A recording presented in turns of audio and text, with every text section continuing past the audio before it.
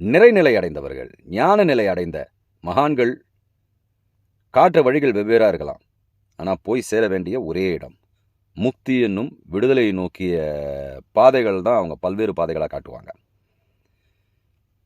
ஆனால் அவங்களுடைய குறிக்கோள் எல்லாமே ஒரே விஷயத்தை நோக்கி தான் போகும்.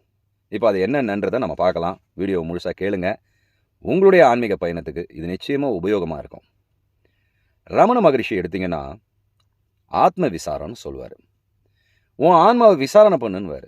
என்னடா ஆன்மாவை என்ன விசாரணை பண்ணும்? அங்கே ஆன்மான்னு ஒன்று இருக்கா? எப்படி விசாரணை பண்ணுறது அதுக்கிட்ட? இந்த கேள்விகள்லாம் சாதாரண என்ன மாதிரி ஆளுங்களுக்கெல்லாம் கேள்விகள் தோணும். அது நியாயமான விஷயம். ஆனால் அவர் சொல்கிறது என்னென்னா, ஆன்ம விசாரம்ன்றது, விசாரம் என்பது ஆன்மாவிற்குள் நிலைத்து அந்த ஆன்மாவிற்காக காத்திருத்தல்னு ஒரு விஷயம் இருக்குது. ஆனால் அதுக்கு முன்னாடி அதை விசாரணை பண்ணுவார்.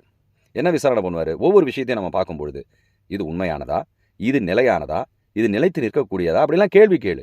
அப்போ அந்த கேள்வி உனக்குள் கேட்கும்பொழுது இது நிலையல்லன்னு எல்லாத்தையும் தவிர்த்து கடைசியாக உன்னுடைய இருப்புக்குள்ளே வருவேன். அப்போது நான் அங்கே இருக்கின்ற ஒரு உணர்வு இருக்கும். அந்த நிலைக்கு வரும்பொழுது உன்னுடைய ஆன்ம உணர்வை அங்கே பெறுவேன். அந்த ஆத்மாவோட விசாரம் பண்ணுவேன். அந்த ஆத்மாவோட ஐக்கியமாவேன்.